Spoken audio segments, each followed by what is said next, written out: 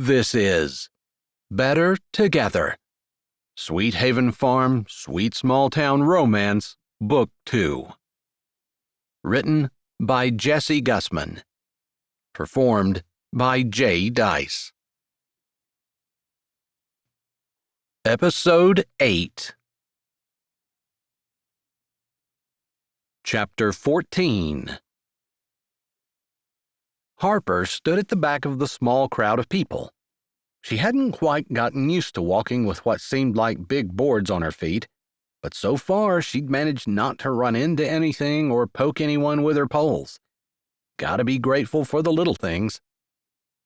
She wasn't the only adult in the group, but there were still more under 18 than over. Grip your pole like this.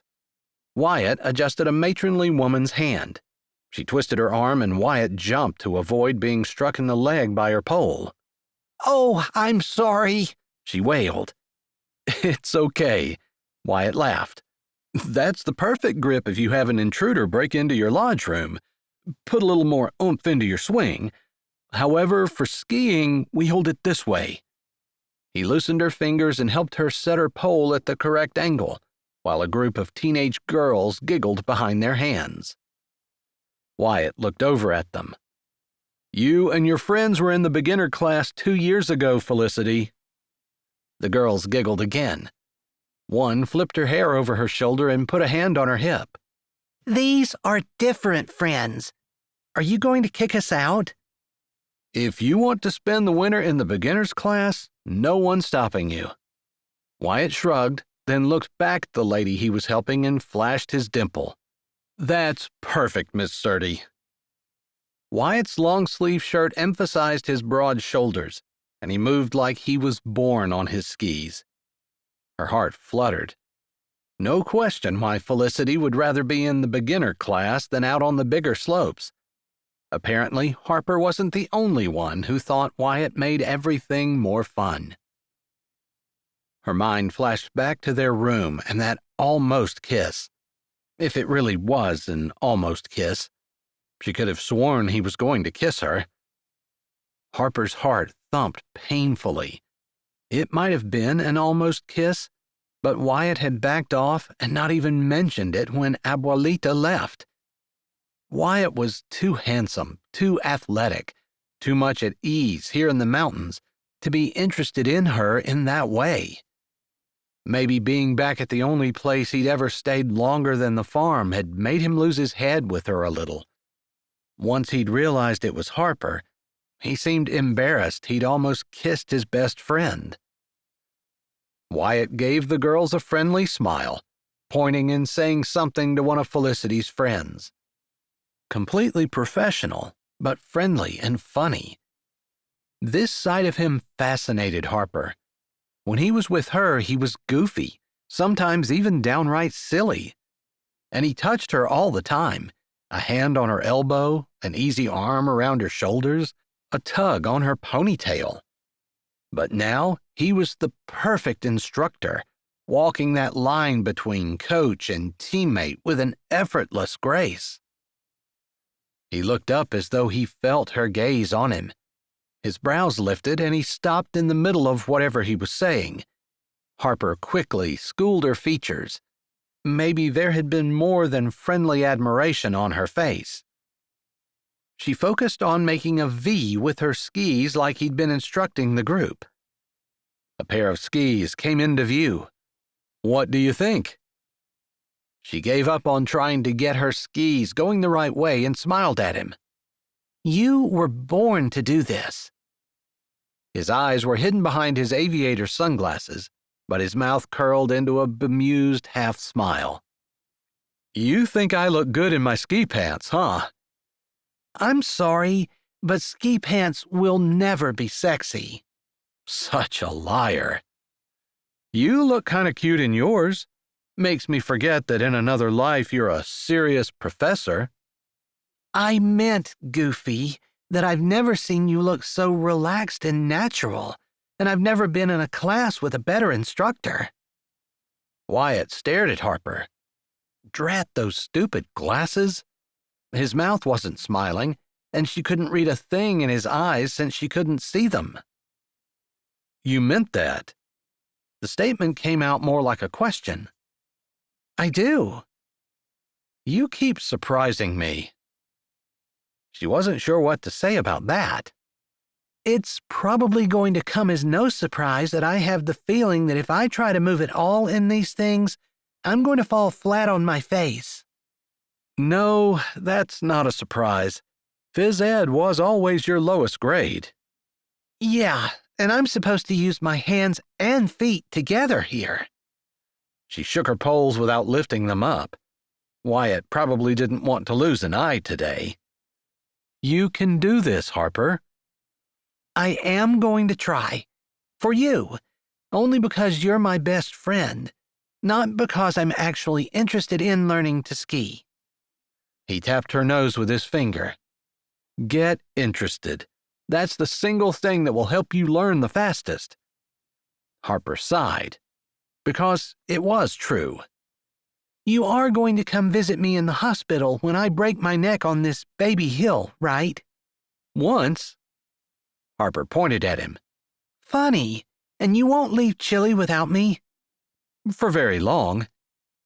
Harper laughed again, and Wyatt started to turn away. A woman stood, blocking his way, one hand on her hip, her ski pole expertly pointing down. Okay, it actually was possible for ski pants to look sexy. This woman pulled it off with enviable ease. She lifted her goggles, revealing a pure olive complexion, a perfect heart-shaped face, and dancing dark eyes.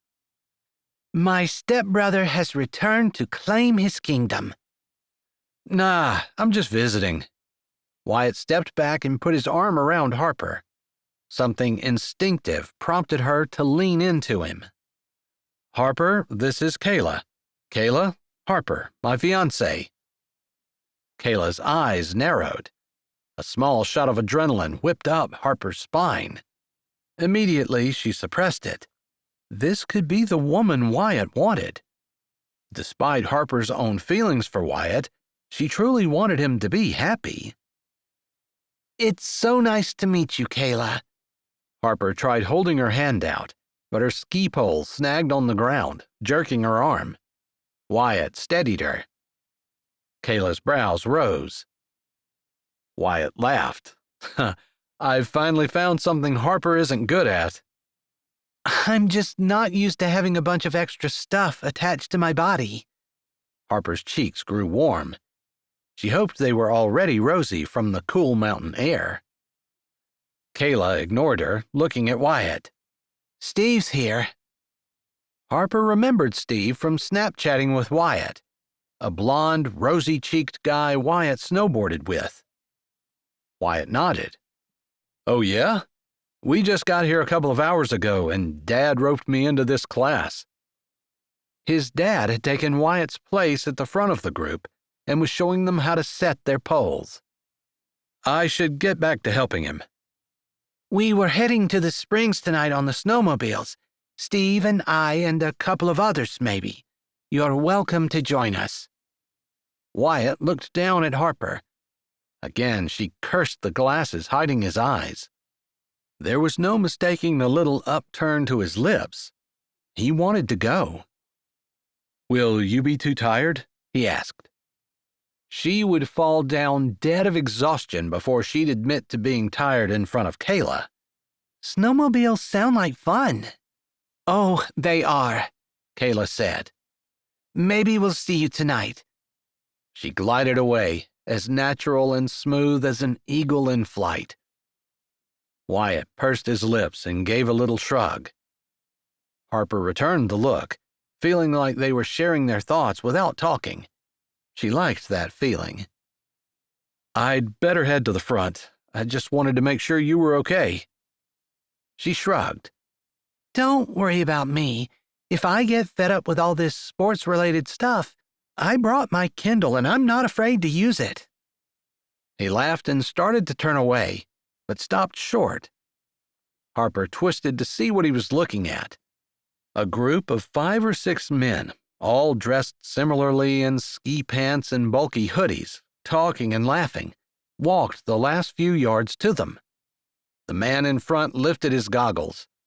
His blue eyes were piercing and intense, with deep laugh lines along both sides. His ruddy face shone with health, and blonde hair stuck out from underneath his ski cap. "Wyatt, dude, we heard you were in for a visit." He grabbed Wyatt in a bear hug, which Wyatt returned with vigor. He pulled back and Wyatt said, "Great to see you." "Who's the chick, man?" "Steve, this is my fiancée, Harper." Harper, remembering how she had almost fallen on her face in front of Kayla because of her ski pole, simply smiled and nodded. Steve took a quick step and grabbed her and hugged her. She tried to hug him back without killing him with her pole. Steve smacked her shoulder. "Never seen him with a girl before. Where'd he pick you up?" She kept from rolling her eyes. "I rescued him out of a volcano crater." Picked her up, indeed. Wyatt snorted and coughed. Steve looked at Wyatt in wonder.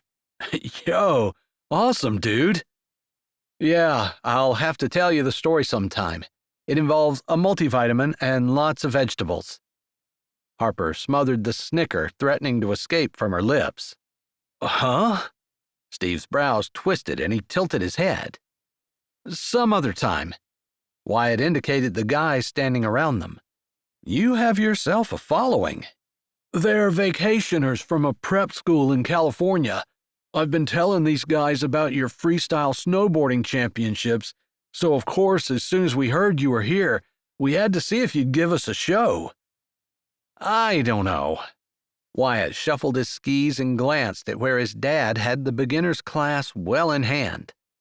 If the expression on his dad's face counted for anything, he was pleased Wyatt could entertain this category of patrons. Harper tried to mask her horror. Freestyle anything sounded dangerous. "Don't turn him down because of me."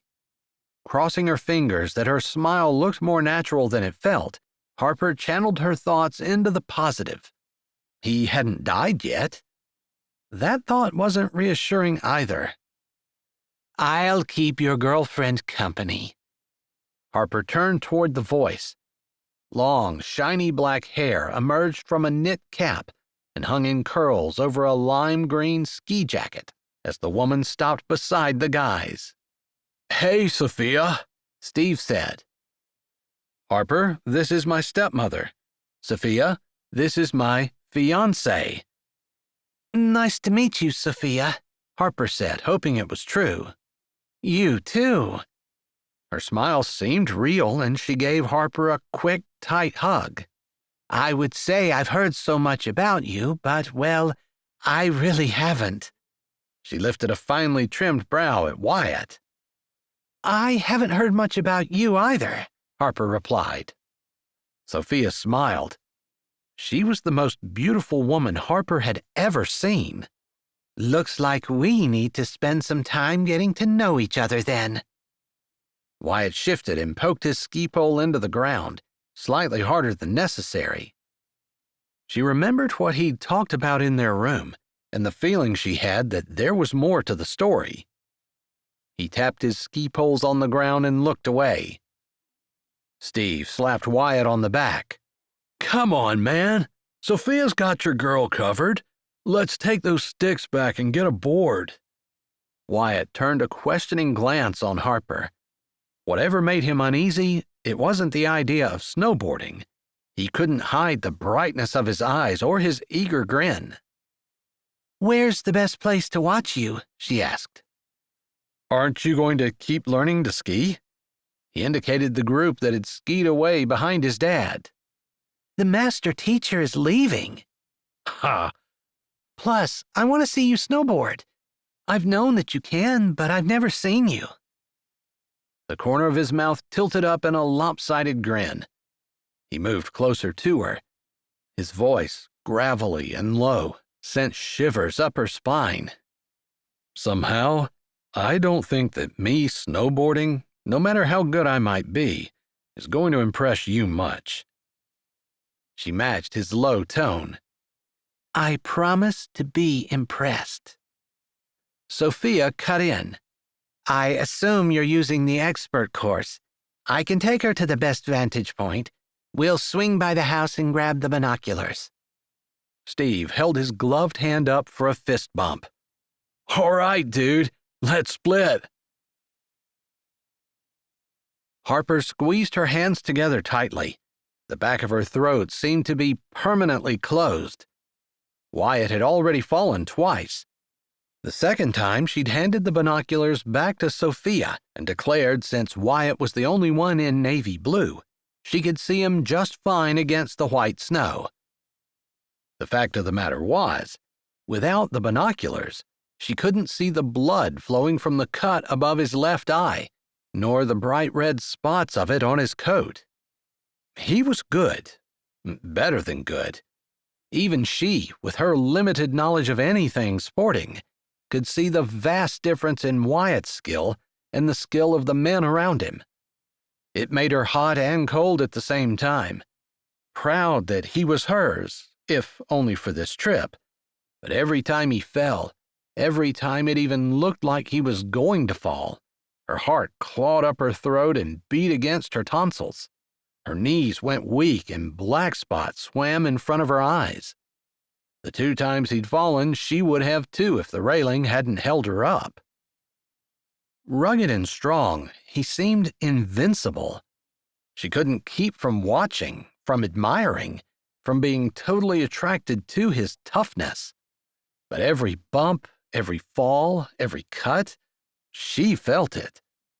It was exhausting to constantly run through that gauntlet of emotions, pain, anxiety, fear, and, she had to admit, pride as well. Sophia nudged her. Check this out. Wyatt's the only one I've ever seen do a double flip half twist off this jump. Harper straightened and locked her knees, looking out over the snow. Heading down the short, steep hill so fast he was almost a blur, Wyatt flew up the jump, tucking his body and doing 2 full somersaults in the air, twisting to land backwards. He used the momentum to do a little hop at the end, twisting back to the front. Impressive. When he had landed safely, Harper allowed herself to breathe again. I had no idea he was this good. You two couldn't have been together long. Hasn't Wyatt ever taken you to the slopes before? No. Don't you want to go? She sighed. I don't mean to be nosy, but this is such a huge part of who Wyatt is. I teach at the university in the winter, tutoring during break, and Wyatt spent the last few winters in Colorado. Skiing isn't that big of a deal in Pennsylvania where we live. I can't believe he wouldn't have somehow gotten on the slopes. When he first moved up, we had a couple of mild winters in a row. The winters we had more snow, he was already out west. I see. Maybe Sophia meant to make her feel bad with those words, although Harper was inclined to think not. But, after all, she and Wyatt weren't really engaged, so even if Sophia meant her remarks to be cutting, she could hardly be successful. Or maybe she was, since Harper was asking herself how she could have missed this part of Wyatt, and had to clamp her lips together to keep from trying to give Sophia more excuses as to why she'd never gone skiing with Wyatt before. Harper looked back out at the slopes. Wyatt had disappeared, but now reappeared, almost at the bottom of the run, weaving figure eights with Steve. He's so good, she murmured. He's won awards for snowboarding, but he's also a great skier, and last I heard, he's been working on ice climbing. Harper nodded, but didn't say anything. Wyatt had climbed Mount Rainier, but she was pretty sure ice climbing was different than mountain climbing. Have you traveled the world with him? No. Oh. Sophia shifted. Can I ask what you do? Sure.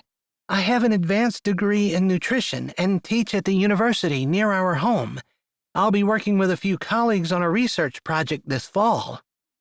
She didn't say anything about tenure, and she wasn't sure why. Sophia's mouth hung open.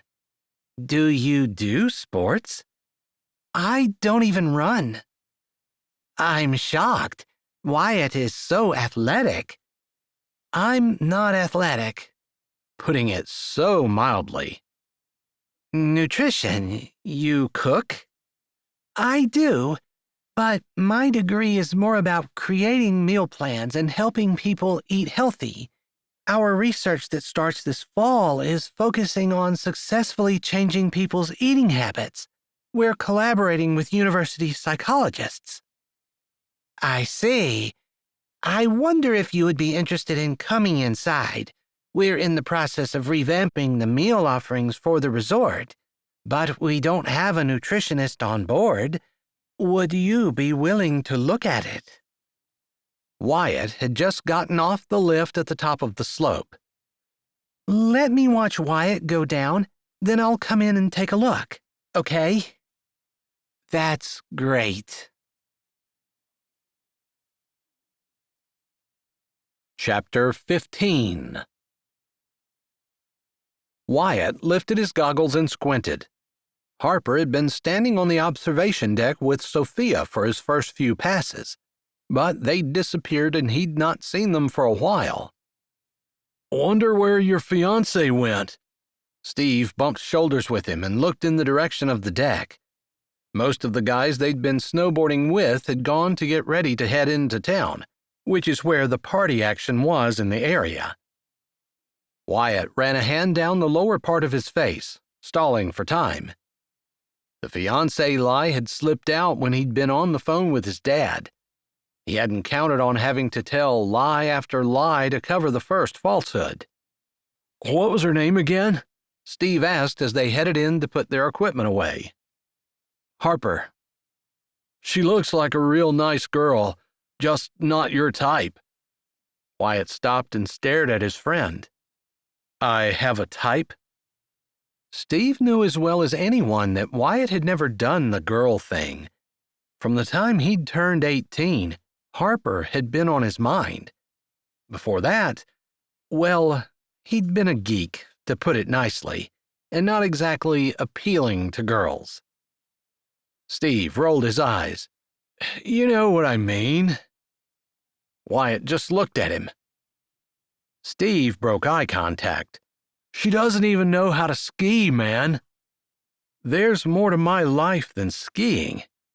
Wyatt turned and started walking again. They passed a group walking in the opposite direction. A few people recognized him and he returned their greetings, but didn't stop. Steve waited to speak until they were out of hearing.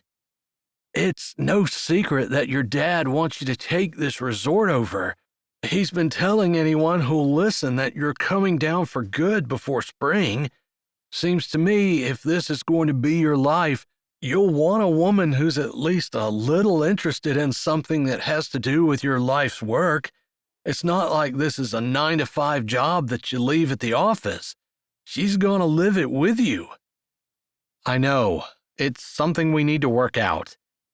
Frustration clogged up his throat because he wanted it to be real, but he knew Steve was right. "You guys seem really comfortable with each other, but it's almost like you're afraid to touch her or something." Wyatt thought he'd been doing a pretty good job of pretending to be Harper's fiancée. "She's my best friend, has been for years, since I moved to the States." Steve ran his gloved finger down the edge of his board. "I mean, it's pretty obvious that she would never fit in down here." That truth was not pleasant to hear. "We'll figure it out, man." "What about Kayla?" Wyatt shot Steve a quick glance. Why would he bring her into the conversation? "Kayla's my stepsister." "There's no blood relation." He shrugged. "It doesn't matter. Harper is it for me. Did you miss it? We're engaged." He hated pushing the lie, but there was no good reason why Steve would be pushing Kayla. Steve lifted his brows. Wyatt struggled to put words to his feelings. We've got this great friendship. It's awesome. I can do anything, say anything, be anything, and she gets me. I mean, whatever we do, we have fun. I want to spend the rest of my life with her. Except... The happiness that bubbled in his chest fell flat. Except, you're right. I don't think she'll like it here, that she'll fit in. But it's where I need to be, taking over the resort for my dad. Well, Kayla might have a little to say about that. Huh?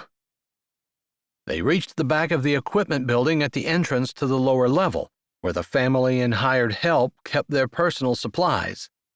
Steve stopped with his hand poised over the keypad lock. I think Kayla has her mindset that you and she belong together. I don't know where she got that idea. He'd never encouraged her. He was sure of it.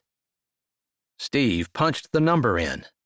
Well, if you take a minute to think of it, it'd be perfect.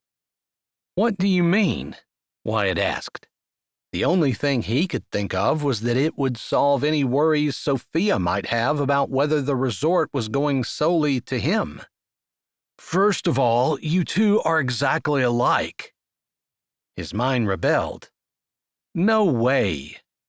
Sure, both love adventure, this whole lifestyle. He spread his arms around. Wyatt shook his head, even though Steve was right. Plus, your dad is married to her mother, and then there's the little problem of who gets the resort. I didn't ask for it. Dad just keeps pushing it on me. And it hit his heart button, the one that longed to honor his mother's memory and for his dad to be proud of him. Kayla wants it. Steve hung his board in its place on the wall and looked over his shoulder at Wyatt. She can have it. If she'd take it over, it might let him out of his promise and he'd be free to what? Be a farmer with Harper. Being with Harper was exciting. Working on the farm the rest of his life? Not so much. She wants you too. I really don't think so. It's true, and I'd be surprised if she doesn't say something. It's not something she's been keeping a secret. Steve moseyed over to Wyatt and sat to take his ski boots off. Except for me. Wyatt hung his board in place. He turned to face Steve, his hands on his hips. You just refuse to see. Steve tugged his second boot off. I have my eye on someone else. Always have. And you haven't been paying attention to what's right here. Steve waved a finger under Wyatt's nose. Wyatt batted it away. Because Kayla isn't what I want. I don't even know if this is what I want. He spread an arm, indicating the resort. But this is who you are. Steve poked his finger in Wyatt's chest. Wyatt shook his head and walked to the door. Chile has never been home for me. It's as much home as any other you've ever had. Except one.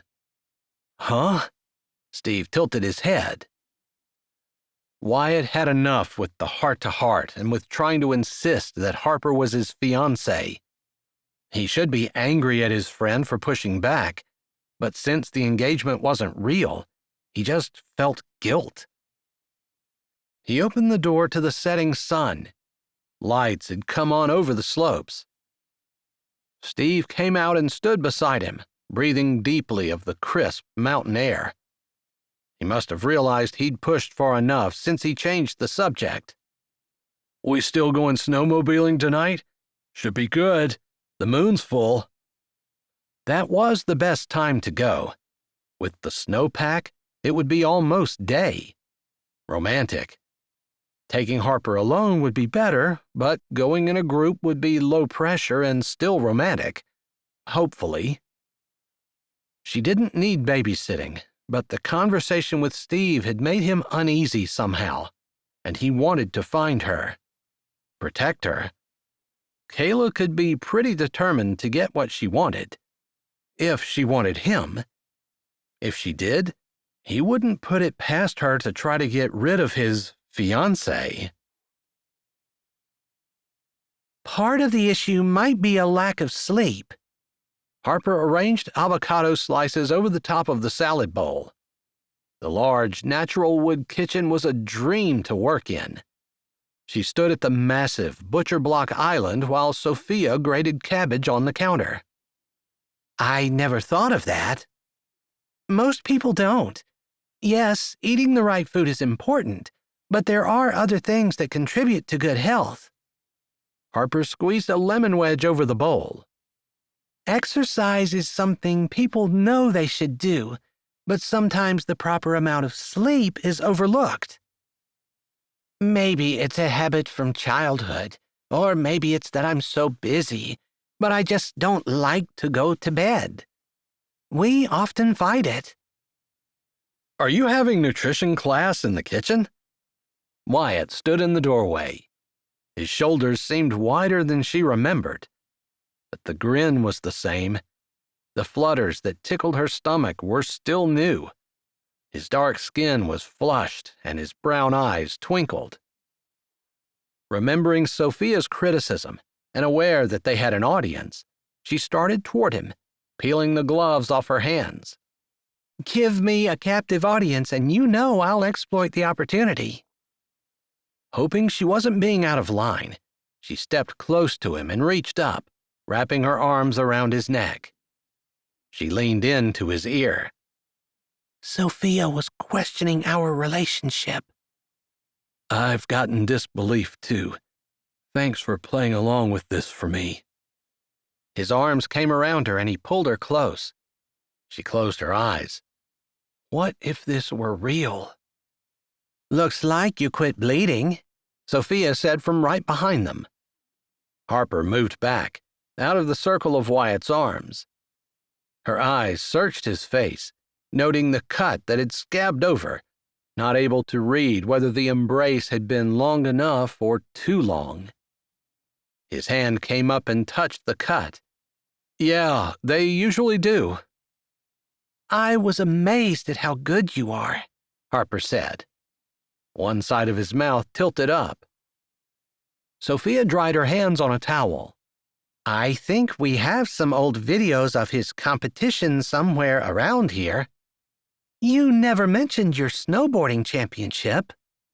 He shrugged. When I went to Pennsylvania, it was a whole new life for me, and I had to fit in. Plus, it was only 1 year. The year Mom lived in Switzerland, I won a downhill skiing championship. I didn't know that, Sophia said. It was the junior group.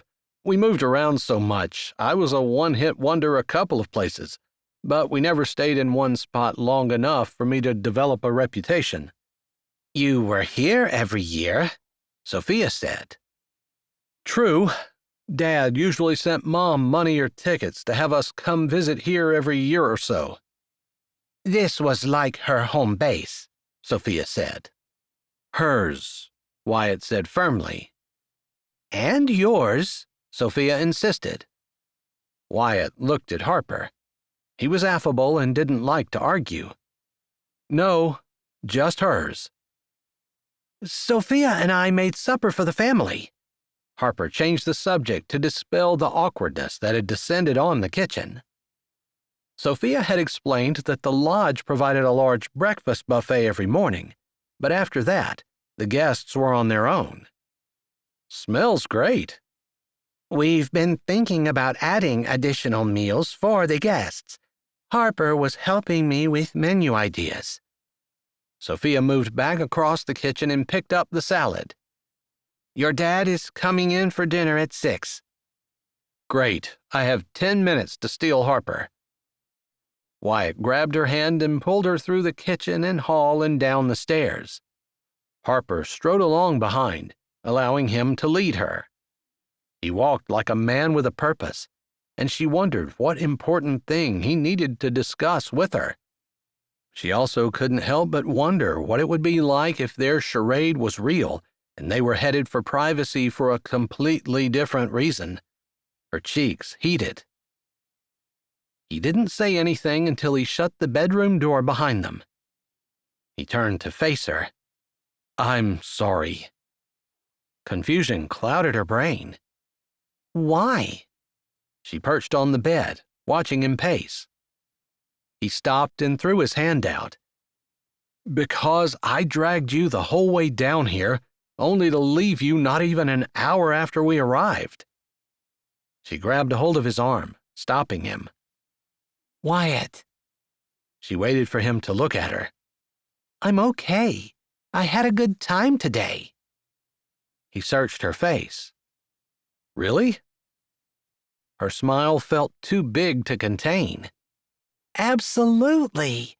I loved watching you snowboard, except for the blood." She looked at the cut over his eye. She wanted to touch it, to clean it and patch it, but it was fine, and Wyatt wasn't hers to nurse. "And Sophia was very nice. I mean, she did mention about us, which is why I jumped you when you came in." He lifted a brow. "You didn't jump me." "Next time." She stuck her tongue out. "Thanks for the warning. I'll try to catch you." He scratched his head. "It was actually good. For some reason, people aren't believing we're engaged." Her stomach sank. "We're so different." "We're not that different." "You're athletic, and I'm not." Her throat tightened. "Opposites attract." He winked at her. She grinned. "Are we not affectionate enough?" Sharp tingles shot through her at the thought of being more affectionate with Wyatt. "Do you think that's it?" Wyatt asked. He sounded curious, but not eager. Too bad. "Maybe." "I don't want you to be uncomfortable. You're here even though you don't want to be." "It's all for your dad's sake. Maybe once we see how he is at dinner, we'll have a better idea how much effort we need to put into the ruse." "Yeah." He rubbed his jaw. "Did you think about the snowmobiling tonight after supper? You want to go?" A pang shot through her stomach. She ignored it. "Sure." "Wear a bathing suit under your clothes." She laughed. "I'm serious." Her laugh stopped abruptly. "I didn't bring a bathing suit. This isn't the beach." "Maybe you can borrow one." The idea made her a little uncomfortable, wearing someone else's bathing suit, but hey, she was living on the wild side this weekend. "I'll ask Sophia and Kayla." "Great." "What do I need a bathing suit for?" He had mentioned the warm springs. Her heart gave a little leap. A midnight ride to Warm Springs sounded romantic. She pushed the thought aside. He grinned enigmatically. "You'll see." She almost asked about the Warm Springs, but figured she could wait. No point in ruining his surprise. "Have you talked to your dad yet?" she asked instead. He said, "Hi, son, come help me with this beginner's class." That's it. His jaw set and he looked over her head, out of the window as he said it. He wouldn't want her sympathy. Her heart still bled for him. "I guess when we're sitting across the table from him, he'll have no choice but to talk to you." "And you." Wyatt grinned, and the friend she knew so well was back. "I just wanted to check with you about the snowmobiling." "That's fine. I don't have to drive, right?" "I figured you'd ride with me. If you want to drive your own, we have enough." "Nah, you can do circles around me with this winter sports stuff. I'd end up getting left behind and lost if I were on my own." "That hurts." He placed a hand over his heart in mock pain. Not on purpose. That's better. Some people just can't handle the truth. She shrugged in a dangerously flirtatious way. Funny. He grabbed her hand. Come on, time to eat.